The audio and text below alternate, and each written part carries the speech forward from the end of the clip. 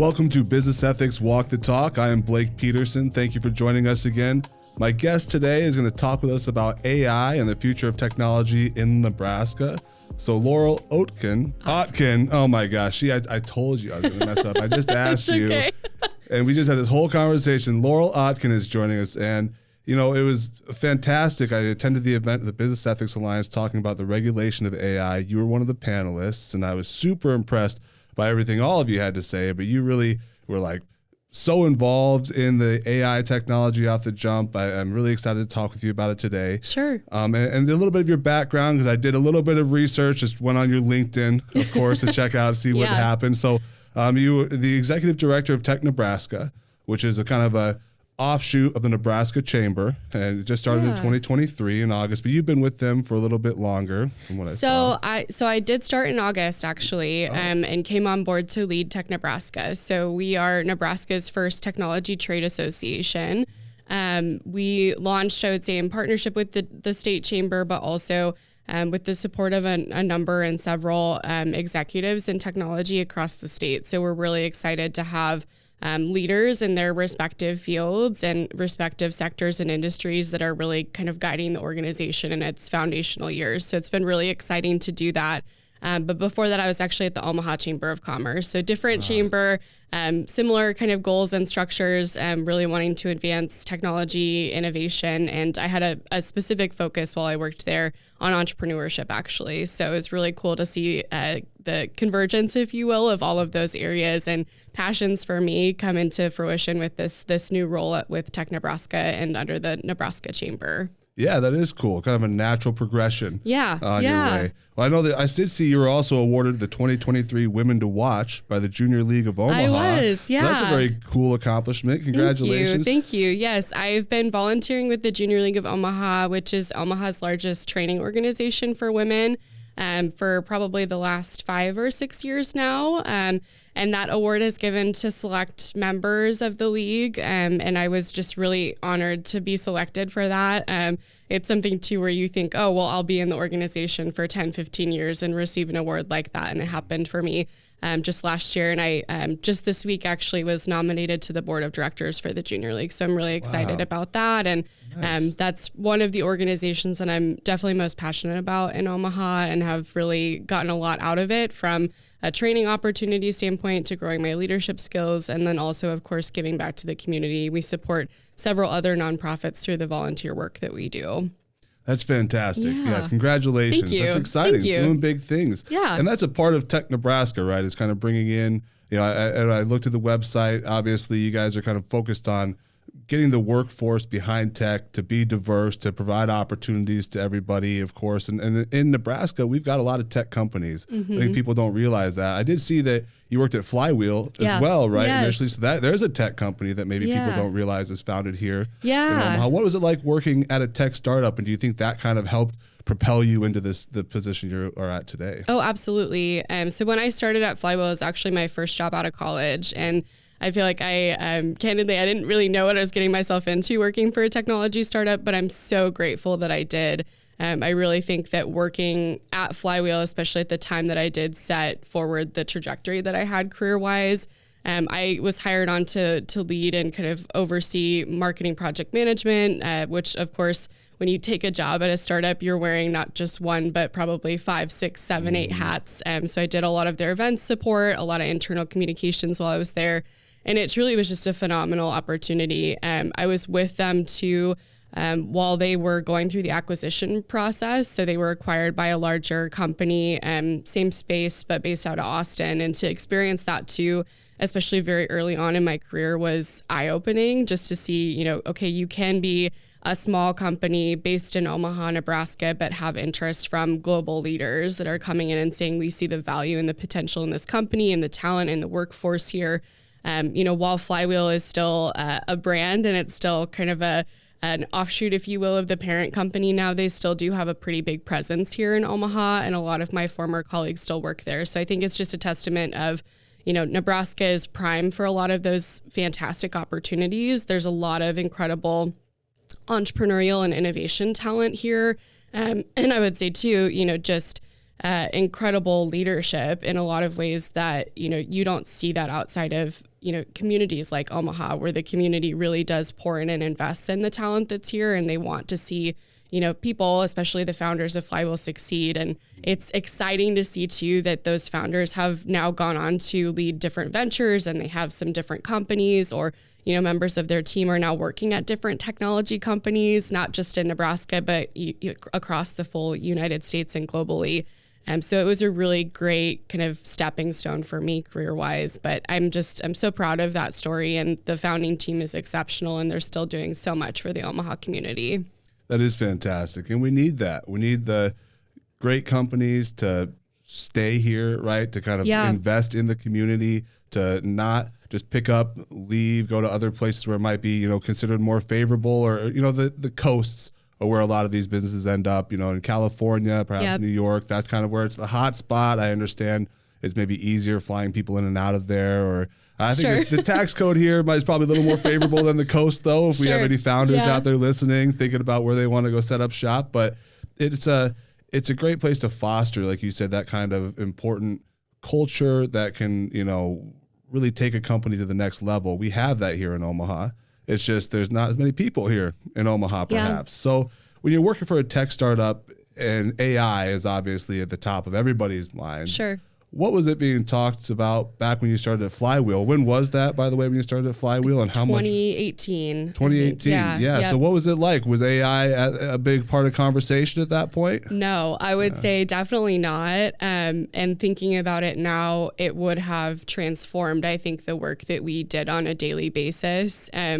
Even hearing now how founders are implementing AI and technology, it's totally different. And that was just a few years ago, right? Mm-hmm. I think even in the space that I worked in at Flywheel on the marketing side, we would problem solve often, right? But it was just the ingenuity of the teams and who you're working with. I think especially for the developer teams, having a resource like AI and the way that it has been adopted, especially in the coding and development space, it could have helped to solve problems at a much quicker rate. Mm-hmm. It's transformative in a lot of ways, and it's been really exciting to see that. But we were not having conversations about it at that time, or at least if it was, it was not being used at the same scale as it is today. And most startups that the founders that I talk with who say it's transformed how we do business, and it's transformed how we've grown and scaled, much faster than I think they would have been able to even 5, 6, 7 years ago.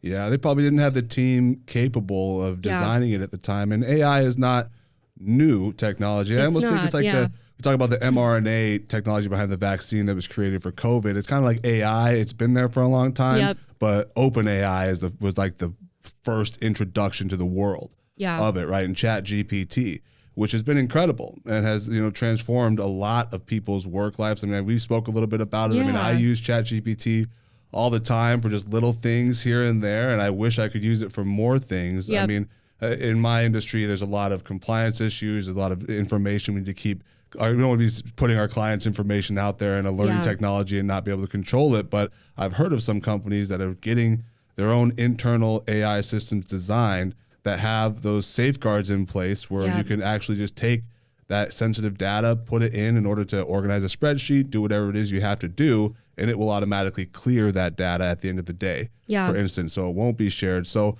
let's maybe talk a little bit about some of these companies that Tech Nebraska is working with. Sure. How do you see them implementing AI? Is it something that's like, the majority of the companies that you're working with in Tech Nebraska, is that what they're doing? Because technology is still a lot of things.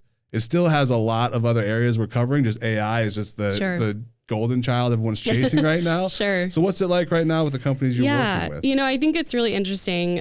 We have this saying that any company can be and likely is a technology company, especially in Nebraska. A lot of companies maybe don't even realize that they have the tech-enabled opportunities, and we're here to help them understand that and have that realization. For me, it's interesting too. We'll talk to manufacturers, and their perspective on technology is, well, we're increasing automation on the manufacturing floor, or we're thinking about robots, right, that can help keep our teams and our staff safe.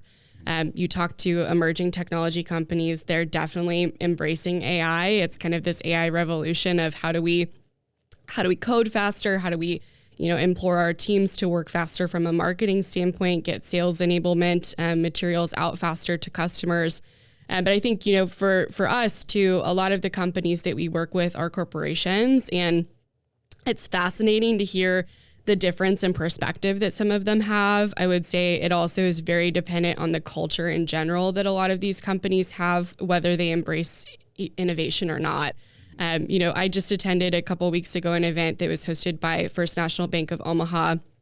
They have a really incredible dedicated team that's looking at AI, but they were very thoughtful with how they rolled this out. They have kind of a statement around responsibility and how they can and can't use this, mostly to protect customer data, right? Because they are a financial institution.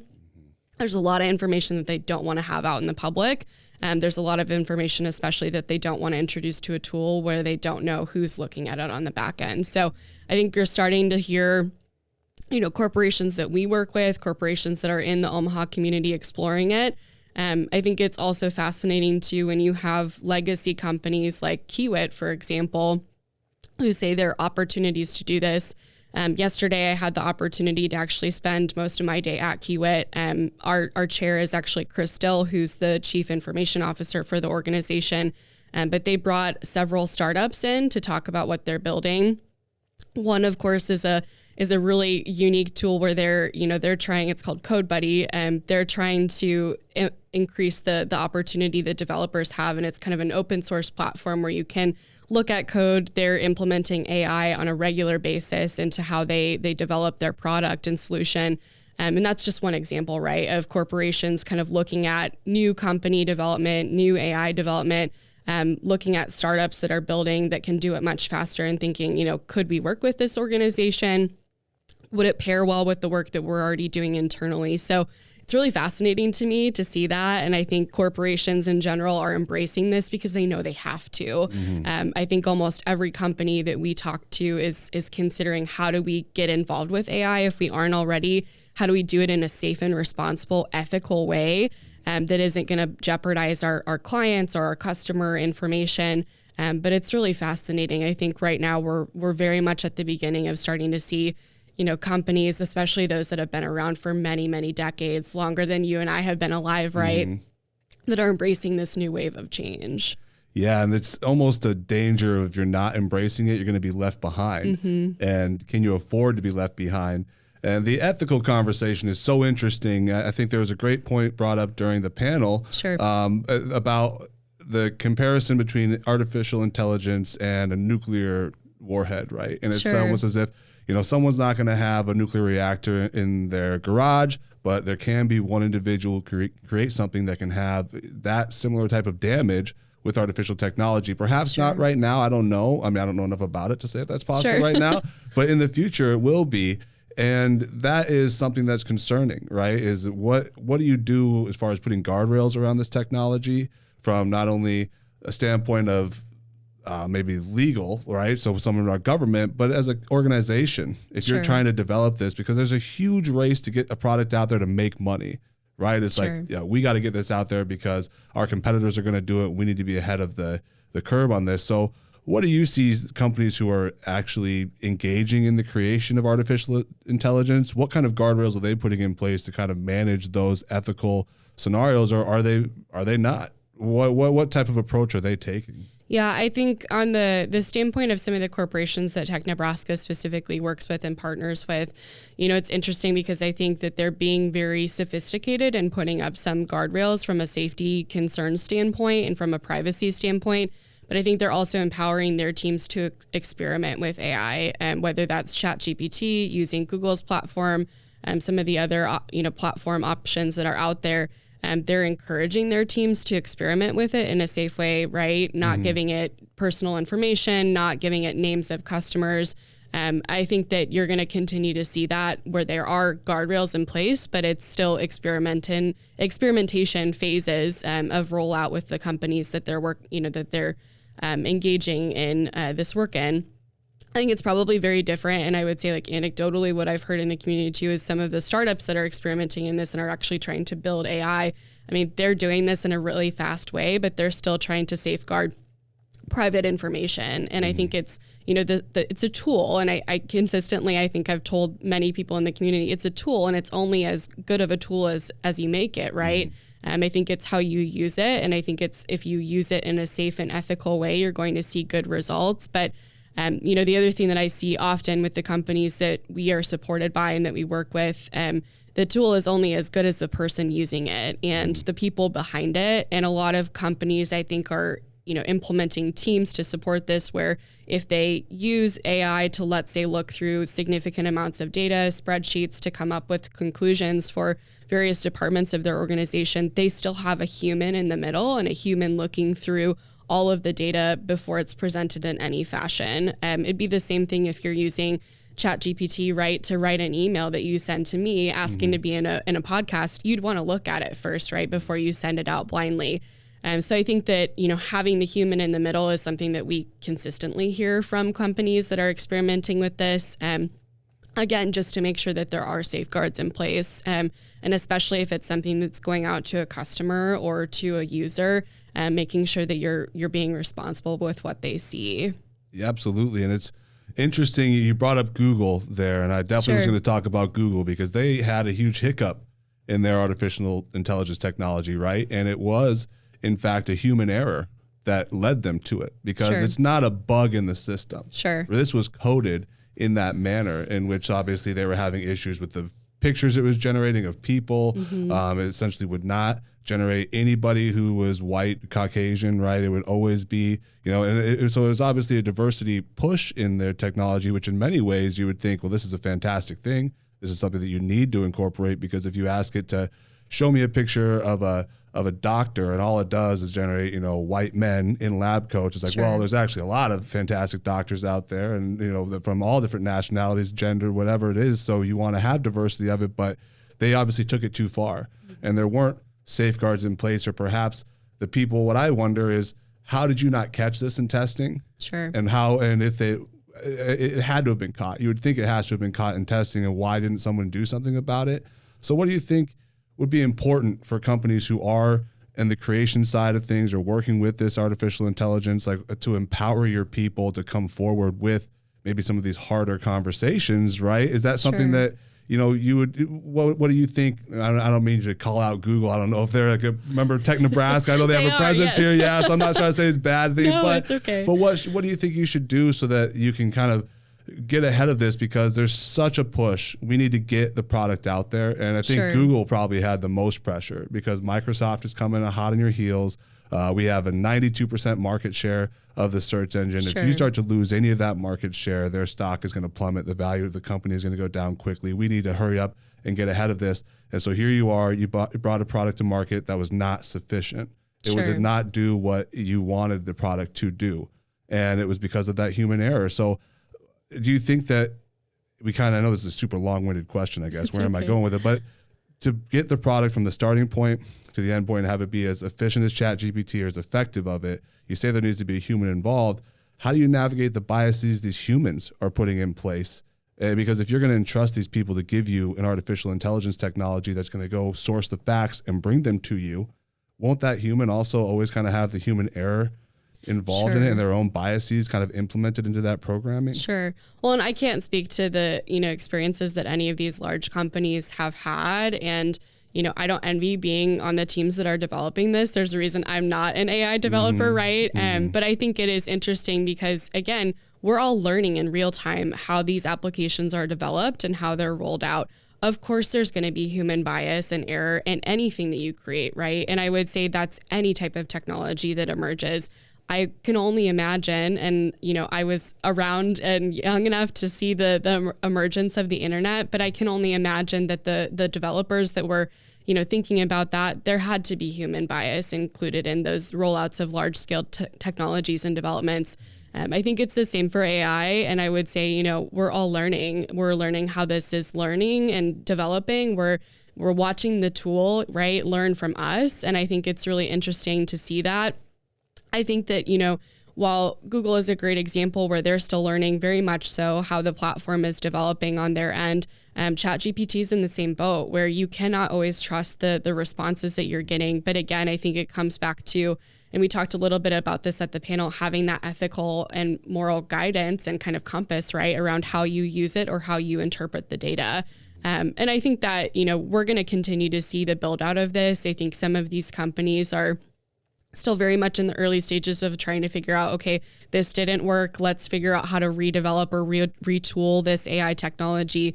But it is artificial intelligence, right? It's not going to be as smart as a human, but it's up to us, I think, to interpret the results that you get and to make sure that you're understanding, okay, this might not be the result that I was expecting. Maybe I need to think about this a little bit more before I would use this in a material, or asking it, for an image and thinking, is this really the image that I asked for? Do I need it to be portrayed in a different way?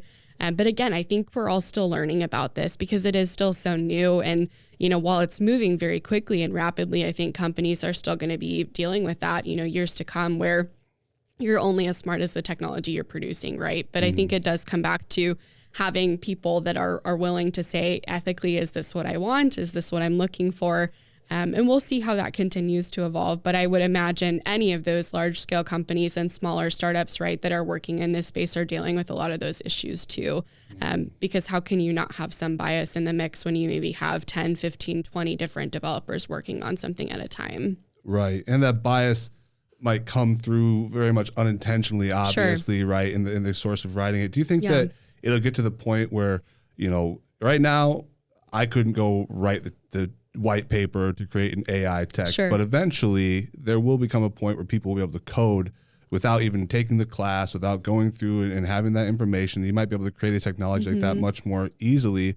Do you ever see it come to a point where it's going to be like, Fox News AI, CNBC AI, CNN AI, and then people might decide I'm only going to go to Fox News, I'm going to use their AI because that's who I follow, or CNN, vice versa.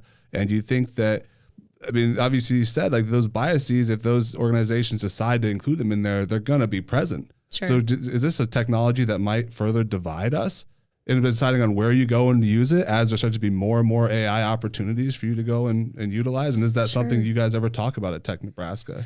It's not, but I think that would be a really great conversation starter to have, Blake. I think it's really fascinating I think we're just starting to see how companies, how individuals are using AI.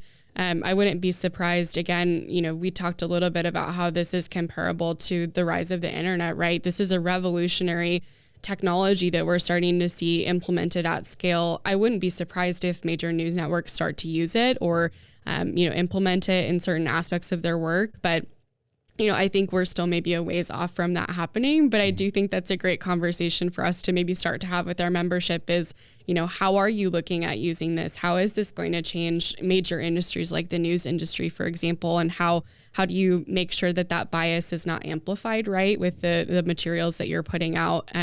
It'd be fascinating to see. And I don't know 5-10 years from now what the landscape is going to look like, but I'm really hopeful that people are going to still keep that ethical and moral, background and lens. And I hope that if anything, AI can be a tool that further connects us as a community and as a society versus driving us apart. Yeah, I'm hopeful as well. I think that it's going to be positive in the end. There's going to be some rocky parts in between, I'm sure.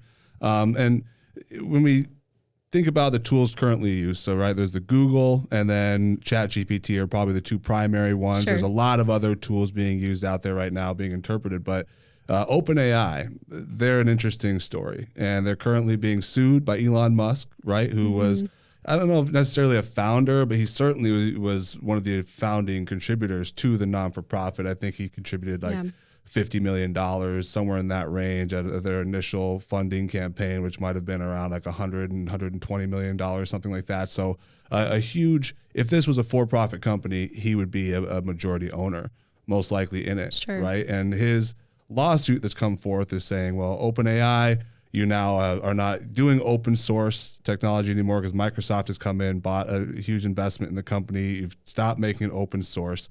He even said he'll drop the lawsuit if they change their name to Closed AI, which I think is just him being a little bit of him. But I think it's a good conversation because their mission is to make artificial intelligence become, I don't know the technical word for it, but sentient, right? Become its own intelligence, its own being. It's right. I call it sentient, but it's almost like the Terminator, Skynet theory, right? Where it's just going to be able to think on its own and it will make decisions. and what it thinks is best for maybe society as a whole.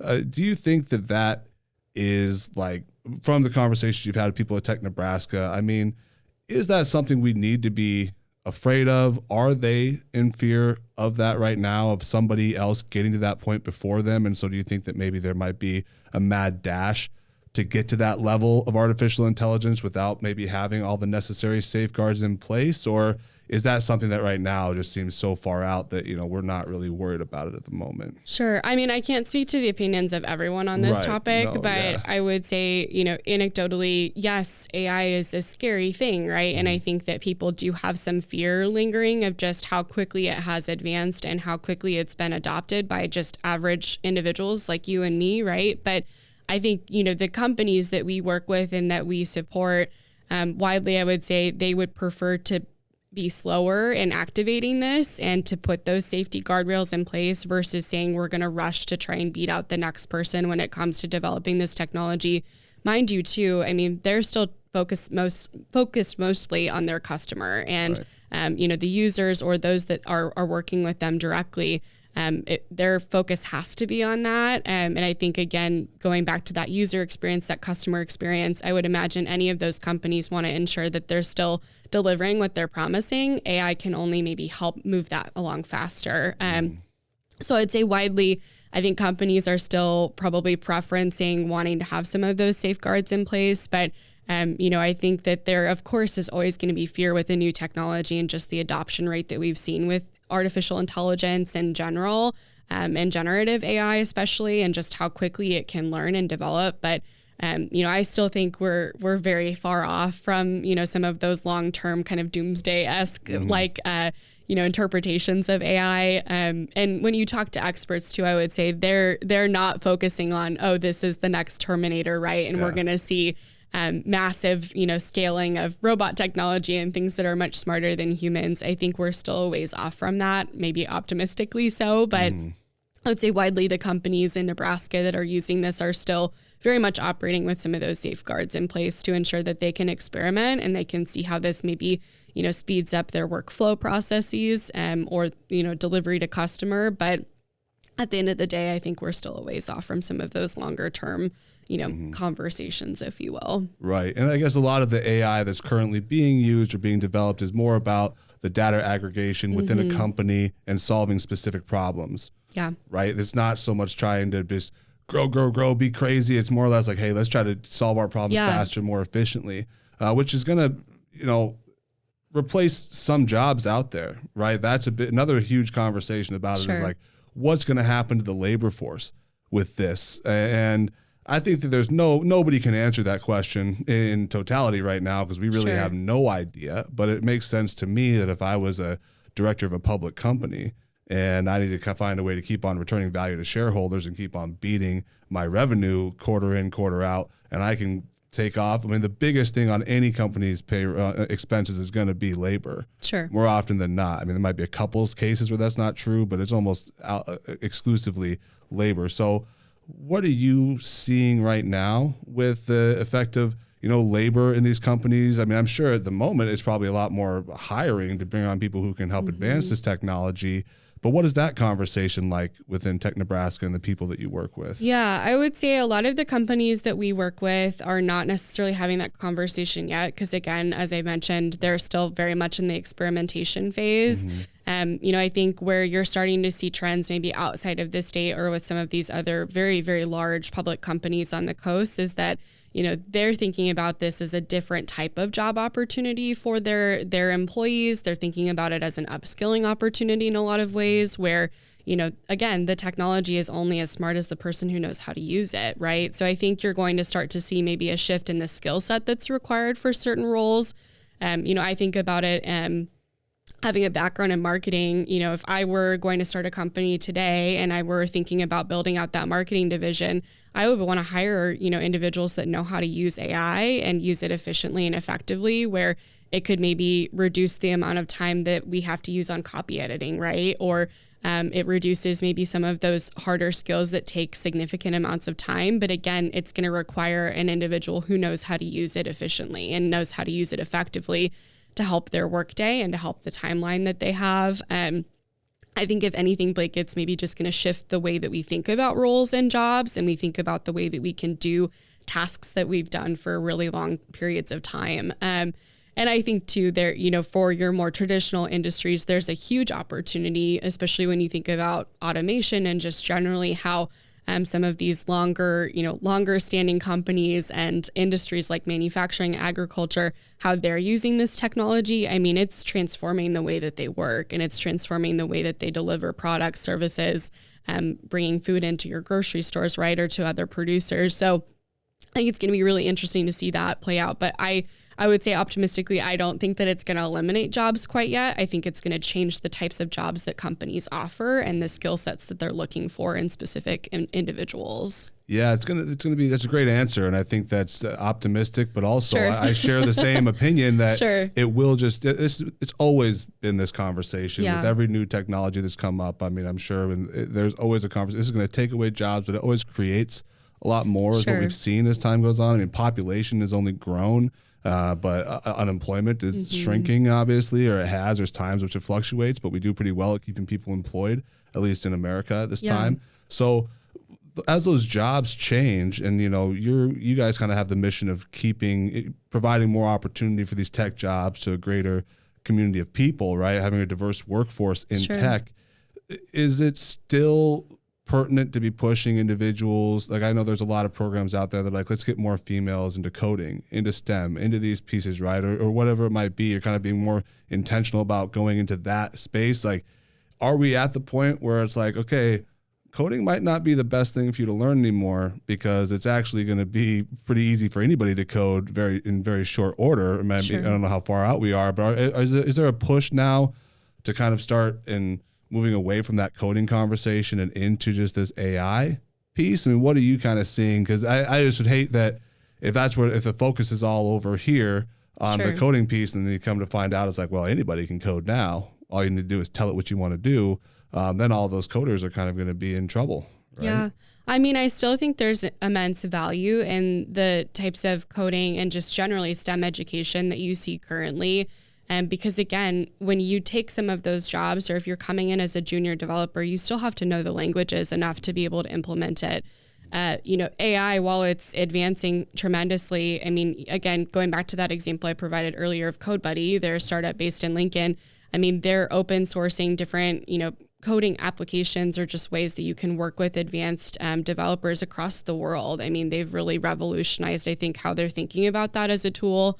But again, they're providing coding back to developers at different companies or organizations or founders that don't have that heavy development background, but want to learn quickly and want to be able to implement this quickly and in a fast manner. But again, you still have to have some knowledge, I think, of the platforms that you're building in, of JavaScript, of all of the different tools that developers use. So I do think there's still value, tremendous value in the more quote unquote traditional ways of learning, how to code, how to develop web-based products and applications. But again, I think AI in any capacity is maybe just going to speed up how developers are able to do that. But again, going back to the guardrails piece of this, you still want someone who has familiarity with that to be able to implement that or to interpret it or to say, okay, the solution that AI provided is really not what I was looking for.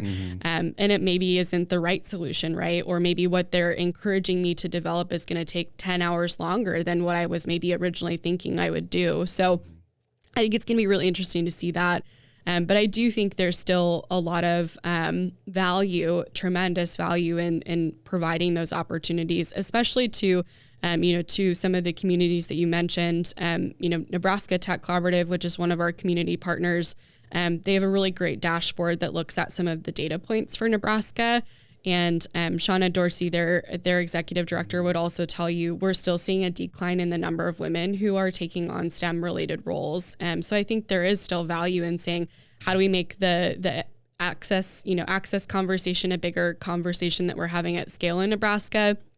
How do we make sure that accessibility is still there for the programs that individuals are able to learn, and making sure that there is an easy transition into those job fields with AI maybe being in the background to help expedite the way that you can do that. But I think especially in Nebraska, we're still seeing a lack in certain areas where we're seeing growth and development, and maybe other states surrounding us. So I would say, and I would hope, community members would still rally behind this, that there is incredible importance and impact for some of the STEM related educational tools that are out there. We might just see it change with AI. Yeah, and I'm sure these programs are also very nimble. Sure. Right? They're not behind maybe the structures of some of these older, and colleges are obviously very nimble as well, and they're always trying to be competitive and try to keep their courses up to date. So I'm sure they will transition as well. But I had no idea that we were actually at a decline in females going into STEM jobs in Nebraska. I was under the impression that it was the exact opposite. I think I don't have the numbers in front of me, but I think it has still declined every single year. I think we're seeing it grow in certain areas and pockets, but I think generally there is still a trend that we want to see more women and minority individuals, entering into those jobs. And I think that's something that, organizations across the board have to keep prioritizing, that if you want diversity, you need to also try and have conversations effectively of how do we make our staff and our culture more open to that, and to make sure that we're promoting, women who maybe are coming in different roles to have those upskilling opportunities and to continue to learn and advance their skill set, to maybe take on a junior development role if they came in from a marketing division, right? Or if they came in an administrative role, that there are opportunities to do that. And then we're also imploring, younger generations to continue to invest in those opportunities, and to see that there are jobs related to that too. I think we're still starting to see that tick up, but for now, I don't know that there's been a massive change over the last few years. I mean, it has to be kind of almost generational in a sense where, I'm glad you brought up the younger generation. You have to kind of start preaching the opportunity to people, let them know it at a young age. It's also probably pretty hard to just like flip the switch and make the transition for people who are already in the workforce, because it's like, I have bills to pay, family to feed and whatnot. And now you want me to go and get this new skill for you promised me there's more opportunity, but I don't see it right here in front of me. The immediate return is not right there. So what are we doing for the younger generation specifically? What do you think is important for us to focus on to get them to realize, like, hey, there are opportunities that should be available to you as well. You can go out there and get this. Like, how do we? The Tech Collaborative is a fantastic organization. I think that they're doing a lot of good work in that. But how can the businesses be more involved? Because it's in our best interest. We don't have enough people in Nebraska to just have one type of person working at any company. So it's our best interest to really help the younger generation realize there's more opportunity here, and maybe the younger generation would stay here instead of getting educated here and leaving if they knew that opportunity was here. So what are businesses doing to kind of promote that? Sure. Well, I think you have to also take into consideration too that this younger generation is already way more tech enabled than some of the individuals that are currently in the workforce. And I think we're going to continually see that with younger generations that are coming about and are coming of school age. They're growing up with cell phones and iPads, and they're growing up in a generation where if you want to learn something, you go to YouTube and you learn how to do it, or you go to TikTok and you learn a quick skill. You want to learn how to be a video editor and producer, you can do that very quickly, right? You can put together a podcast studio very quickly if you are a younger individual. I think what we're going to continue to see, especially on the educational front, is these students are going to be coming into, classroom settings and saying, well, instead of these skill sets, or instead of learning something that I can Google, right, I want to learn how to build a robot, or I want to learn some of those harder skills that it might take some coaching, or it might take some additional hand holding to learn how to do that. But I am imagining that the younger generations are going to be asking for different things that they're learning, because so much is already accessible to them at home or outside of a school related setting, which I think it is encouraging in a lot of ways for our educational institutions and systems to think about, what do we offer from a STEAM and STEM related programmatic capacity, offering for our students? How do we make sure that our teachers and our educators have the skill sets that they need to answer those questions that these students are coming in with? How do we make sure that they understand AI and how it can, be introduced to students that are looking to learn in a safe way, right? But I think it's going to be fascinating to watch that and to see just how those younger generations maybe I don't even know if they're going to know that they're doing but maybe change the education system as we know it today and just what is taught in schools. But I think, again, to your question too around, how do employers prepare for this, or how do we think about that too? Some of the employers that I speak to when they're thinking about hiring interns, they're thinking about it in the sense of how do we hire interns at younger ages, where we're bringing in high school students for maybe more of an apprenticeship type setting, versus a traditional internship. Again, back to that community partner, the Nebraska Tech Collaborative and Exarban, what they're doing with the intern program, I think is phenomenal because they're allowing students those firsthand opportunities into corporations, but those corporations are also seeing what students are learning in real time and how that can apply to their business and their day-to-day operations. So I think we're just starting to see some of those shifts and changes happening, but as employers continue to think about that future generation and that workforce, I would imagine that they're also thinking that these are individuals when they come into our businesses that are bringing just a totally different type of skill set because they're just so immersed in technology day in and day out.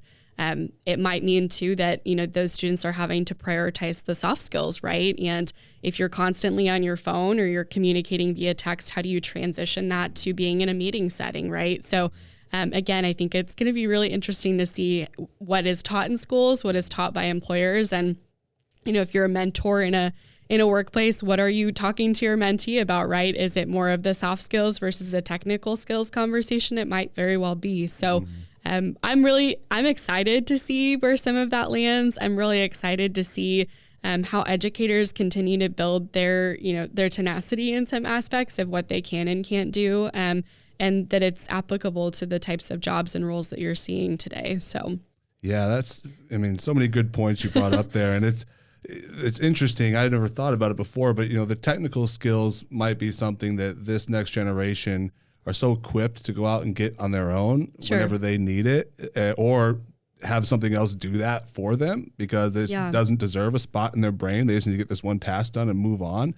They might just need that soft skills might become the new focus, right? Sure. Where on the other hand, it's been, we got to get people up to speed on how to do an Excel document. I mean, I tell you, if anybody's out there struggling with Excel, just go to Chat GPT right now and ask it exactly what you want. It'll tell you, it'll spit it right out to you, right? Those little things are not going to be as important anymore. And it's going to be soon enough. I mean, it's going to be right there in your computer on everything that you're using all the time. You can tell it exactly what you want. It will go source that information. It will do it. So the communication aspect, the other pieces of the job are now going to be what we might have to work on a little bit more. And this next generation, because of their relationship with the phones, because of their life experience of COVID and having that during the transformative years of their lives, I mean, people say that the conversational piece of it is more challenging, or just the human relationship aspect isn't what it used to be. And I wonder if that's even going to be fixed. I don't know. I'm not sure. Does it need to be fixed? Is this just advancing? Yeah. Is it just what it is? Yeah. I mean, I don't know, right? I guess it's curious. Well, and I think it's going to be interesting, to your point, to see how that continues to change. And, the other thing that I just want to mention on the previous question that you had, I think there's huge opportunity when we think about that long-term future, right? For employers to continue to engage with students, I think is going to be key, because it's going to change the types of jobs that they maybe offer when they start to see and interact with students in a different way. And I'm talking like elementary, middle school, high school age students, not necessarily just collegiate level individuals, or those that are pursuing, community college related degrees. I think the more that employers, and particularly companies of any size and scale, even small businesses, interact with students, the more opportunity that you're going to see them have to hire this next generation into roles that really do, fit their skill sets.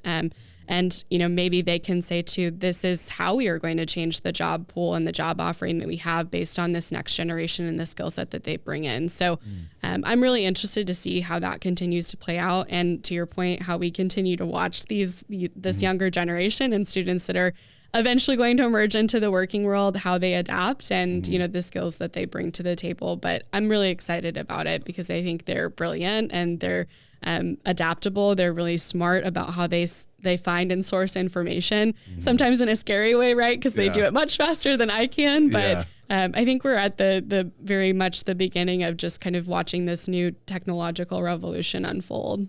Yeah, and it might be a bit of a rubber band. Everything, I think, is a bit of a rubber band, and you kind of go in one direction too far and it comes back the other way. And so people are worried that, well, they don't even know how to have a conversation in person. It's like, well, that might change. Their desires as this technology starts to become more and more a part of our life. I think about the movie WALL-E Or we're all like just floating around in our seats fat watching a show, and then the dude falls out and realizes how much fun it is to maybe look at the world around him. I think that people have those experiences today, and you might have a kid who just is obsessed with video games, but then you take them to the Grand Canyon and they're like, okay, well, this is pretty cool too. Yeah. Right. And there's going to be a lot of opportunities for that. So just to write them off or to typecast them all as being one way, I think is pretty naive. And it's happened to everybody, right? It's always every generation has something. We were super lazy too at one point. So I think we're doing better. Millennials are starting to gain some traction now. But, lastly, because I know we're kind of running out of time, but I think it's so interesting. Legislation, right? And you spoke a lot about this at the event with the Business Ethics Alliance, but legislating this is going to be inevitable.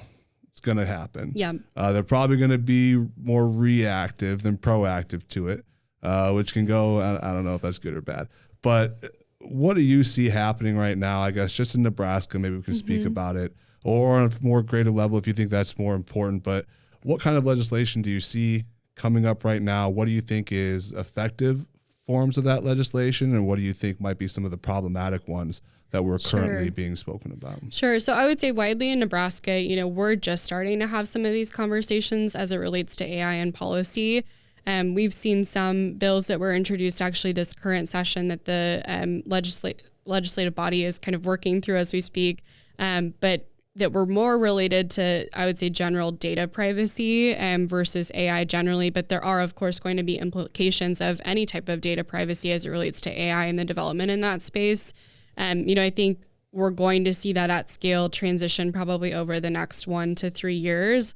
What that legislation is going to look like, I'm not sure, but I do know, and I'm very grateful that Tech Nebraska exists and that, I get to lead this organization in the aspect that, we're bringing together the business leaders who are experimenting with this and who are going to be most impacted by technology like AI to have those conversations with policymakers to make sure and ensure that we are introducing smart policy and policy that's not going to hurt some subsets of the technology industry, whether that be small businesses and startups and, limiting the innovation that they can have, or your larger corporations, right? So I think we're in the prime position and are going to be a leader, I hope, in some of those conversations related to policy and how your business community can support that. At the federal level, we're seeing AI bills introduced all over the place.